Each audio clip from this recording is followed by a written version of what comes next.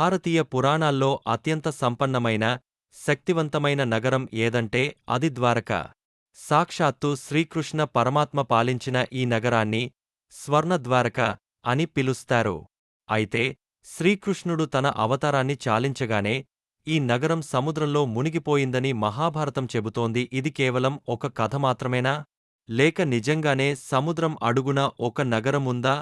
ఆధునిక శాస్త్రవేత్తలు సముద్రగర్భంలో జరిపిన పరిశోధనల్లో బయటపడ్డ షాకింగ్ నిజాలేంటి? ఈరోజు వీడియోలో తెలుసుకుందాం. ప్రకారం జరాసంధుడి దాడుల నుండి యాదవులను రక్షించడానికి కృష్ణుడు మథురను వదిలి వెళ్తాడు. సముద్రం మధ్యలో ఒక నగరాన్ని నిర్మించమని దేవశిల్పి విశ్వకర్మను కోరుతాడు. ఈ నగరం సుమారు 12 యోజనాల విస్తీర్ణంలో ఉండేదటడిందులో ఆకాశాన్ని తాకే భవంతులు, రత్నాలతో పొదిగిన గోడలు, విశాలమైన రోడ్లు ఉండేవటడిది ఆ కాలంలోనే అత్యంత సురక్షితమైన పోర్ట్ సిటీ, ఓడరేవు నగరం. అందుకే దీనిని ద్వారక, ద్వారం, గేట్వే అని పిలిచారు. యుద్ధం ముగిశాక గాంధారి ఇచ్చిన శాపం మరియు మునుల శాపం వల్ల యాదవ వంశం నాశనమవుతుంది. శ్రీకృష్ణుడు తన అవతారాన్ని చాలించి వైకుంఠానికి వెళ్లగానే ద్వారక నగరాన్ని సముద్రం మింగేస్తుంది. అర్జునుడు ప్రజలను రక్షించి బయటకు తీసుకువస్తుండగా అతని కళ్ల ముందే సముద్రపు అలలు ఆ స్వర్ణ నగరాన్ని కప్పేశాయి అని వ్యాస మహాభారతం వర్ణిస్తుంది. 1980వ దశకంలో భారతీయ పురావస్తు శాస్త్రవేత్త డాక్టర్ ఎస్.ఆర్. రావు నేతృత్వంలో గుజరాత్ తీరంలో సముద్రగర్భంలో పరిశోధనలు జరిగాయి. అక్కడ వారు చూసినవి చూసి ప్రపంచం షాక్ అయింది. విశాలమైన గోడలు, సముద్రం అడుగున భారీ రాతి కట్టడాలు, కోట గోడలు బయటపడ్డాయి. లంగర్లు, భారీ నౌకలను ఆపడానికి వాడే రాతి లంగర్లు దొరికాయి.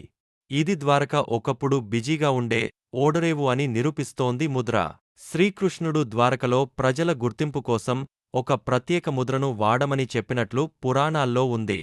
అచ్చం అలాంటి ముద్ర, సీల్ కూడా పరిశోధనల్లో లభించిందా? ఈ కట్టడాలను కార్బన్ డేటింగ్ చేయగా ఇవి సుమారు 3000 నుండి 9000 ఏళ్ల నాటివని అంచనా వేశారు. మంచు యుగం ముగిసిన తర్వాత సముద్ర మట్టాలు పెరగడం వల్ల ఈ నగరం మునిగిపోయి ఉండవచ్చని భూగర్భ శాస్త్రవేత్తలు భావిస్తున్నారు. అంటే మనం పురాణాల్లో చదివే ద్వారక కేవలం కల్పన కాదు, అది ఒకప్పుడు వర్ధిల్లిన అత్యున్నత నాగరికత. 6. ముగింపు. చరిత్రకు సజీవ సాక్ష్యం. ద్వారక నగరం మనకు ఒక విషయాన్ని స్పష్టం చేస్తోంది. మన పురాణాలు కేవలం కథలు కావు, అవి మన పూర్వీకుల చరిత్ర.